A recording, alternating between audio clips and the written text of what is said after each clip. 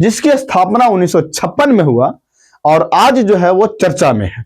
आखिर यूजीसी नियमों का विरोध क्यों हो रहा है? अगर इस नियमों का कोई संस्थान अगर पालन नहीं करे तब क्या होगा?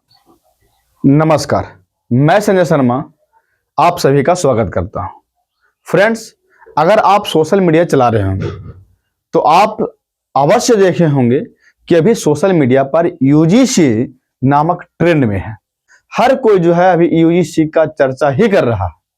जहां देखिए वहां यूजीसी का कहीं विरोध हो रहा है, कहीं उसके बातों में कुछ न कुछ चर्चाएं हो रही है। आखिर यूजीसी है क्या? आइए हम इसको विस्तार से समझते हैं।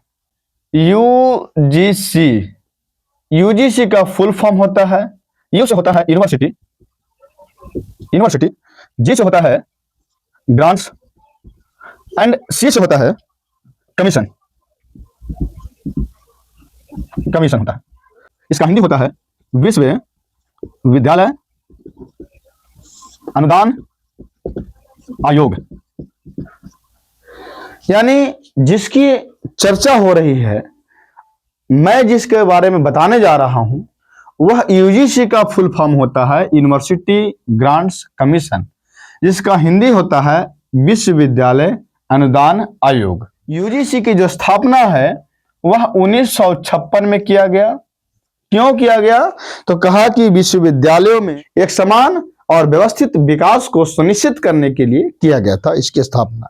इसका अगर मुख्यालय की बात करेंगे तो यूजीसी का मुख्यालय है दिल्ली में है। इसका मुख्यालय दिल्ली में है। अब समझिए कि आखिर यूजीसी है क्या, जिसकी स्थापना 1956 में हुआ और आज जो है वो चर्चा में है। आखिर ऐसा क्यों? यूजीसी 1956 में तो बना, लेकिन यूजीसी के जो कानून है, जो नियम थे, उनमें बदलाव किया गया और इसे 2026 में फिर से चर्चा में ला दी गई। इसके नए नियम जो है वो सामाजिक न्याय और समानता को बढ़ावा देने की दिशा में एक महत्वपूर्ण पहल है।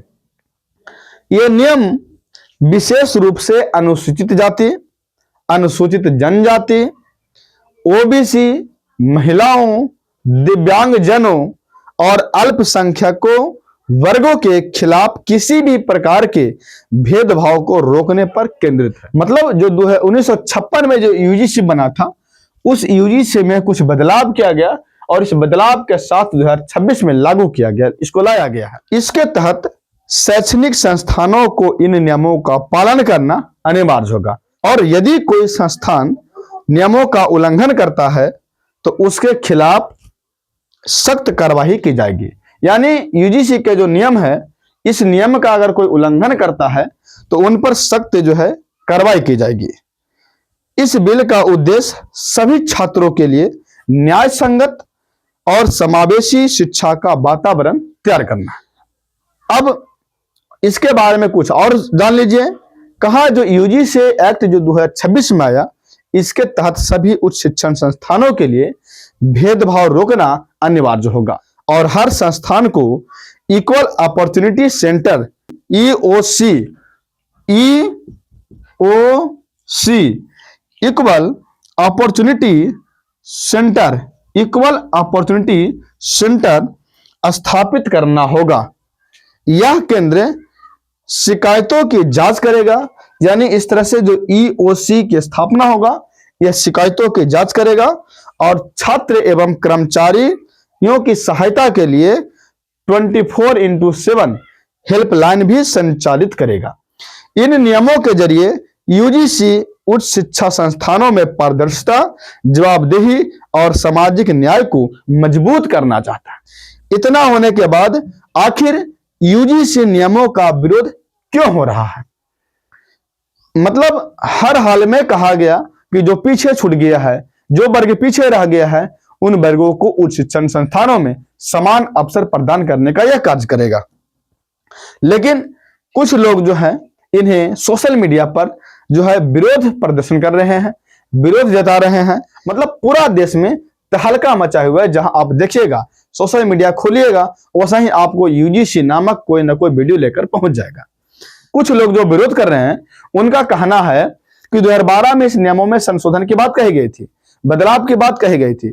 लेकिन अभी जो नया नियम जो बना है, जो बदलाव के साथ जो नया नियम लाया गया है, इसमें जातिवाद को विशेष तौर पर रखा गया है।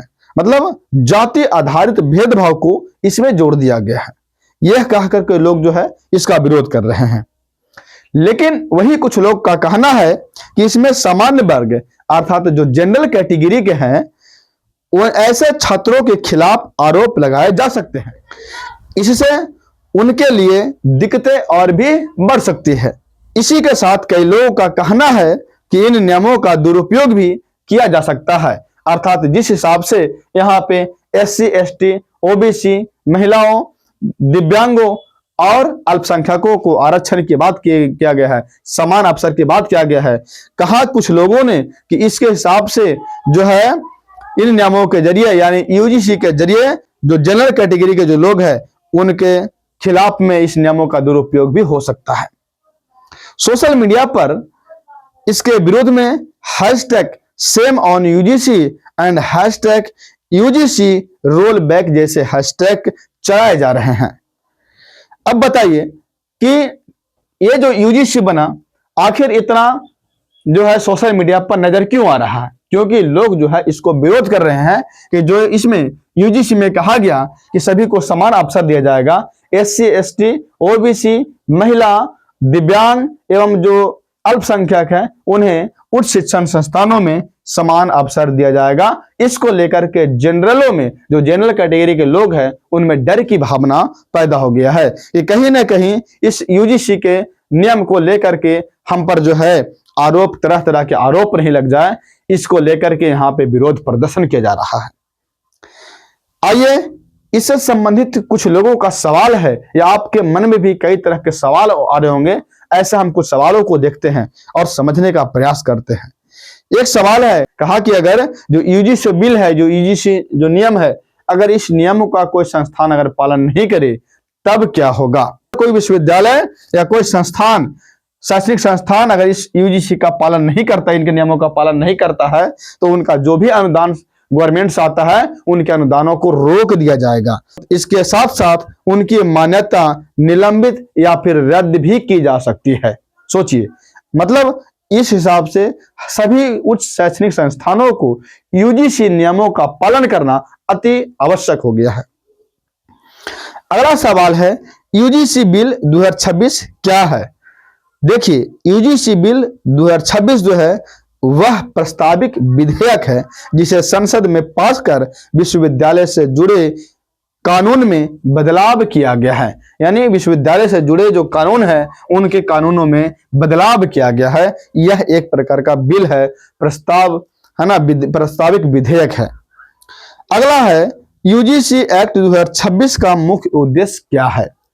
तो इसका देखिए, इसका मुख्य उद्देश्य है देश में उच्च शिक्षा की गुणवत्ता, पारदर्शिता और नियमन को मजबूत करना इस UGC नियम का जो है मुख्य उद्देश्य है। इसके साथ और भी कई सवाल हैं। किसी ने कहा कि इस UGC जो नियम है, इस नए नियम के तहत अगर शिकायत कहीं से मिलता है तो उस शिकायतों का निवारण जो है वो कितने समय तक किया जाएगा? अच्छा सवाल है, कहा जिसमें लिखा गया है UGC के नए नियम के तहत इक्विलिटी समिति को शिकायत प्राप्त होते ही, इसको हमने कहा EOC, जैसे ही इसको शिकायत प्राप्त होगा, कहा शिकायत प्राप्त होते ही 24 घंटे के भीतर जो है कदम उठाए जाएंगे। 24 घंटे के भीतर जो है उस पर जो है एक्शन लिया जाएगा। एक और सवाल है, समता समिति के सदस्यों का कार्यकाल कितने समय का होगा?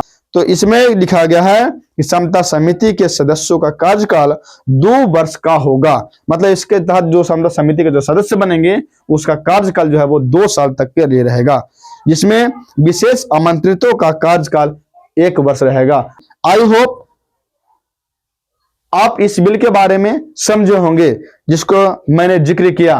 अब आप बताइए कि आप इस बिल के बारे में या फिर जो लोग इस बिल का विरोध कर रहे हैं उनके बारे में आप क्या कहना चाहते हैं? कमेंट बॉक्स में अपना राय जरूर बताएं। चलिए, धन्यवाद।